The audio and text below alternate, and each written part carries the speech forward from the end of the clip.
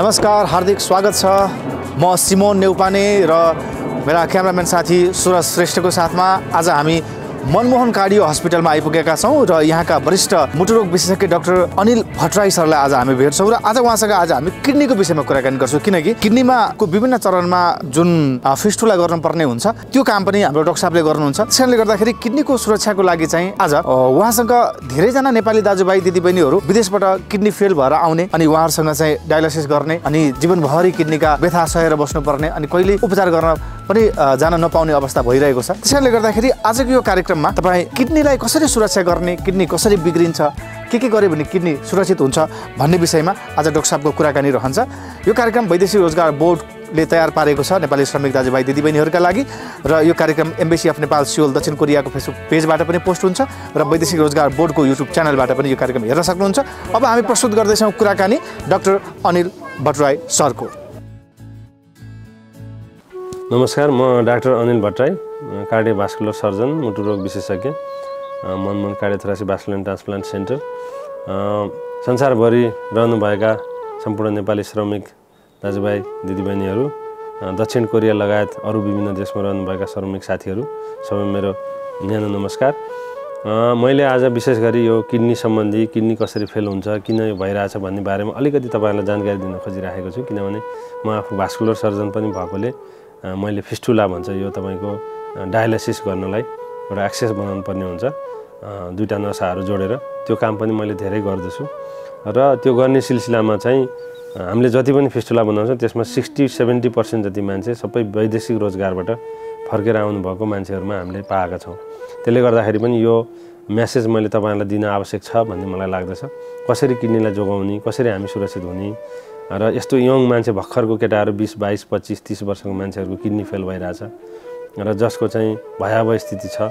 यो दुईवटा कुरा छ, एउटा परिवारको लागि भयावह छ, अर्को राज्यको लागि भयावह छ र अर्को आफ्नै व्यक्ति आफू स्वयंको लागि, किनभने यसले 20औं-30औं वर्ष मान्छेको आयु घटाइरहेछ। त्यसले गर्दाखेरि तपाईँहरूलाई मेरो विशेष अनुरोध, विदेशमा हुनुहुन्छ, कामको दौरानमा हुनुहुन्छ, आफ्नो हेल्थको केयर गर्नुहोस्, विशेष गरी किडनीको केयर गर्नुहोस्। किडनी भनेको एकदम सेन्सिटिभ अङ्ग छ। किडनी बिग्रिने विशेष गरी दुईवटा कारणले छ। एउटा तपाईँको डायबिटिज अथवा सुगर भन्छौँ नि हामी, सुगर रोग लाग्यो भने पनि किडनी चाँडै बिग्रिन सक्छ, सुगर राम्रोसँग कन्ट्रोल भएन भने। र यङ मान्छेहरूमा किडनी बिग्रिने अर्को नम्बर 1 कारण भनेको चाहिँ हाइपरटेन्सन अथवा उच्च रक्तचाप नै हो। उच्च रक्तचाप भएको समयमा थाहा पाइएन भने कहिलेकाहीँ किडनी फेल भइसकेपछि मात्रै उच्च रक्तचाप छ भन्ने थाहा हुन्छ र त्यो धेरैमा भइरहेको छ हैन। 20, 22, 25 वर्षको मान्छेले मलाई उच्च रक्तचाप होला र भन्ने कहिले सोध्दैन र त्यो उच्च रक्तचाप भन्ने रोग फेरि एसिम्प्टोमेटिक हुन्छ कि प्रायः। यसलाई हामी साइलेन्ट किलर पनि भन्छौँ हैन। भित्रभित्र उच्च रक्तचाप भइरहेको हुन्छ तर मान्छेमा कुनै सिम्पटम हुँदैन, कसैमा हेडेक हुनसक्छ, सामान्य त्यति हो। धेरै कम मान्छेमा रिङ्गटा, चक्कर, वाक बान्ता धेरै कममा हुन्छ, प्रायः जसोमा सिम्पटम हुँदैन। त्यसले गर्दा पनि यो रोगले चाहिँ स्थिति भयावह बनाएर किडनी फेल गराइरहेको छ। त्यसले गर्दा विदेशमा हुने साथीहरूलाई म कम्तीमा हप्तामा एकचोटि आफ्नो प्रेसर नाप्नुहोस् भनेर अनुरोध गर्छु हैन, किनभने हप्तामा 1 दिन प्रेसर नाप्नु त गाह्रो छैन नि हैन। र यदि उच्च रक्तचाप देखियो भने चाहिँ नियमित औषधि सेवन गर्न आवश्यक छ। हाइपरटेन्सनमा त्यो चाहिँ सामान्य औषधि, एउटा 5 mg को औषधिले तपाईँको किडनी वर्षौँसम्म जोगाउन सक्छ। त्यसले गर्दा केही गरी तपाईँको उच्च रक्तचाप हाई देखियो भने औषधि खान चाहिँ नहिचकिचाउनुहोस्, किनभने तपाईँलाई उच्च रक्तचाप देखिएको 1 वर्षपछि किडनी फेल हुनसक्छ अथवा 6 महिना पनि हुनसक्छ है। त्यसले गर्दाखेरि त्यो एकदमै इम्पोर्टेन्ट छ र सुगर पनि कन्ट्रोल गर्न एकदमै इम्पोर्टेन्ट छ। र अब किडनी फेल गराउने अरू कारणहरू भनेको चाहिँ यो टक्सिनहरू त्यस्तोको एक्सपोजर पनि हो। जस्तो विदेशमा बस्दाखेरि कहाँ कुन कन्डिसनमा नेपालीहरूले काम गरिरहेछन् त्यसको लेखाजोखा छैन हैन। केही हदसम्म होला तर आफै पनि अवेर हुनु पर्यो तपाईँहरूले कस्तो किसिमको फ्याक्ट्रीमा काम गरिराख्नु भएको छ। जस्तो अर्को भनेको चाहिँ के छ भने एकदमै हिटमा, एकदमै तातो ठाउँमा काम गर्ने मान्छेहरूमा चाहिँ शरीरमा पानीको अभाव हुन्छ र तपाईँले प्रशस्त मात्रामा पानी पिउनुपर्छ। जस्तो यो अरबियन कन्ट्रीतिर चाहिँ ओपन स्काईमा भनौँ न, खुला आकाशमुनि काम गर्नेहरूको त तपाईँको दिनमा 7-8 लिटरसम्म पानी खानुपर्छ, किनभने म्याक्सिमम शरीरबाट पानी लसमा हुन्छ र केही गरी शरीरमा पानीको मात्रा कम भयो भने पनि किडनी फेल हुन्छ। त्यसलाई किडनीलाई चाहिँ हाइपोभोलेमिक सक भन्छ कि, रगतमा पानीको मात्रा कम भएपछि बिपी पनि कम हुन्छ कि। फेरि एउटा बिपी हाई हुँदा पनि समस्या, अर्को प्रेसर लो हुँदा पनि समस्या। लामो समयसम्म हाइपोभोलेमिया भयो भने किडनीले पिसाब बनाउन सक्दैन र लामो समयसम्म लामो समयसम्म पिसाब बनाउन सकेन भने बिस्तारै शरीरमा तपाईँको युरिया क्रियाटिनाइन भन्ने चिजहरू थुप्रिँदै जान्छ र त्यो भनेको एउटा किडनी फेल हुँदै गएको स्टेट हो। त्यसले गर्दाखेरि यी कुराहरूमा चाहिँ तपाईँहरूले विशेष ध्यान दिनु पऱ्यो। र अर्को कुरो डिहाइड्रेसनको कुरा छ। पानी कम छ र सँगसँगै अल्कोहलको युज छ हैन। तपाईँले पानी कम खानुहुन्छ, अल्कोहल प्रशस्त खानुहुन्छ भने त्यसले पनि फेरि तपाईँको फर्दर ड्यामेज हाम्रो चाहिँ किडनीलाई गर्छ।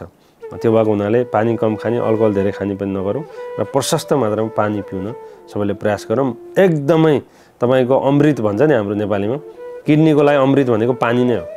जति सक्नुहुन्छ तपाईँले पानी धेरै पिउनु पर्यो। जति धेरै पानी पियो उति किडनी सुरक्षित हुन्छ। त्यो कुरा चाहिँ सम्झिनु पर्यो। र अर्को कुरो चाहिँ यदि तपाईँलाई सुगर छ, उच्च रक्तचाप छ भने त्यसलाई राम्रोसँग कन्ट्रोल गर्नु पर्यो। किडनी स्टोनले पनि किडनी फेल हुनसक्छ। त्यसले गर्दा के गरी तपाईँको किडनी स्टोन भनेर डायग्नोसिस भएको छ भने नि त्यो चाहिँ युरोलोजिस्ट अथवा किडनी सम्बन्धीको विशेषज्ञ डाक्टर साहबसँग सल्लाह गरेर त्यसको पनि सही उपचार समयमा गर्नु पर्यो। यी कुराहरूमा ध्यान दिन सकियो। र अर्को चाहिँ युटिआई भन्छ नि, युरिनरी ट्र्याक्ट इन्फेक्सन भनेको पिसाबको इन्फेक्सनले पनि किडनीलाई फेल गराउन सक्छ। यो पनि समयमा उपचार गर्नु।